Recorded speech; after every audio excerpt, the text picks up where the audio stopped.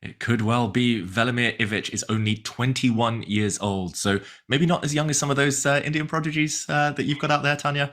Not as young as the likes of Gukesh, but still kind of in the early days of his chess career. This is going to be a great learning experience for him and potentially a big breakthrough, as you mentioned, if he can get the result. Magnus, though, does start with the white pieces. Magnus looks fresh, and Magnus, normally regarded as a slow starter, maybe having played those games earlier in the day in the Grand Chess Tour, will feel now a bit warmed up. So Ivic needs to survive the opening. You just got to take it step by step. It's a cliche: survive move by move, and you might get your chance a bit later. We see the Sicilian defense not backing down. Nothing too solid here.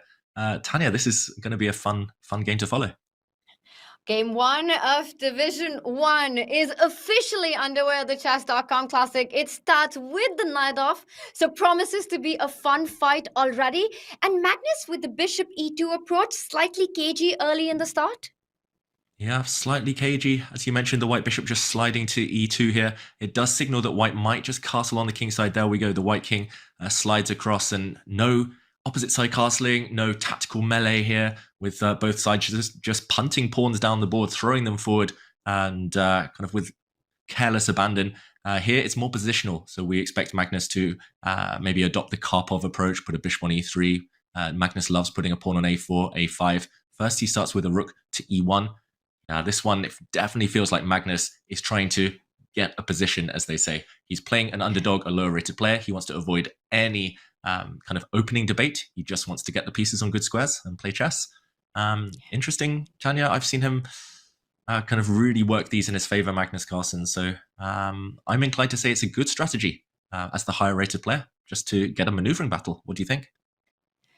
I agree with you. And it's, as you said, you play a long middle game. You just try to keep all the pieces on the board, and you're trying to get a strategic fight and count on those precious seconds and minutes when you have to make the critical decision. I saw the feature chat earlier which said Magnus looking sharp. And David, how used to have we gotten seeing Magnus just appear for these Champions Chess Tour tournaments looking like he's just gotten out of bed. He's just woken up. He gets a meal. He's in chill mode.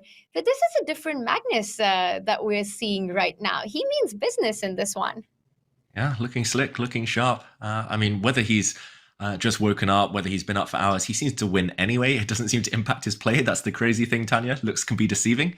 And Magnus, yeah, I mean, just those 3 rapid games he had earlier, he just finished a game against Anish Giri about an hour ago over the board, straight back into action. Like you say, if you feel good, you tend to play good, and that's the main thing. But right now, early days in this Sicilian Najdorf, lots of maneuvering ahead. White's knight is likely going back to f1 into e3 and potentially aiming for the key d5 outpost. But yeah, this is going to promise to be a long strategic battle, as you mentioned. So maybe we zoom out. Other games have also started. Let's check out that bird's eye view.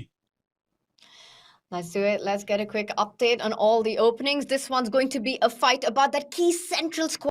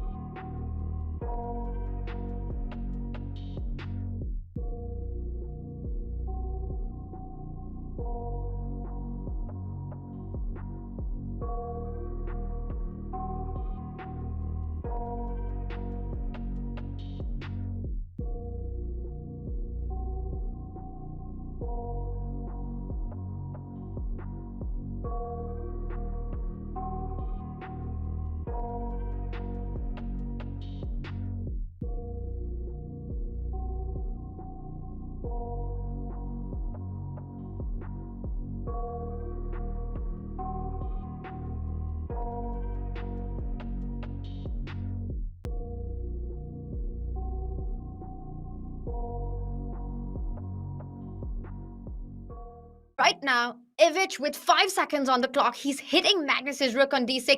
If Magnus picks up the black rook on c4, Ivic will take the rook on d6. And notice how that bishop on c5 gets pinned to that queen on c4. I still like that position after queen d5 though, David. What are you expecting? Do you think Magnus is going to go for the exchange, or will he keep the pressure on? Just simply sidestep with the rook. That's a very good question, Tanya. He could also move his rook, and the black rook is almost trapped. It lacks squares. It's severely stranded behind enemy lines here. Magnus does keep his rook intact. I liked your line. Simplify the equation. I think white would have won a pawn in that regard, but he's also eyeing up. There we go. Magnus gets there first. He's eyeing up the f7 pawn and all sorts of mating patterns around the black king. Wow, Ivic loses on time, but it was a lost position nonetheless. Magnus clicking into gear, Tanya. The clock was least of Ivic's problems in this game. Magnus Carlsen continues to do Magnus things, takes the lead, and he did make it look pretty easy out of the opening. Playing a simple setup out of the knight off, getting that small advantage, controlling the d5 square, but we've got action on. For Ivic, it's been a tough start. We'll see if he can manage to level the score against the world number one. Where do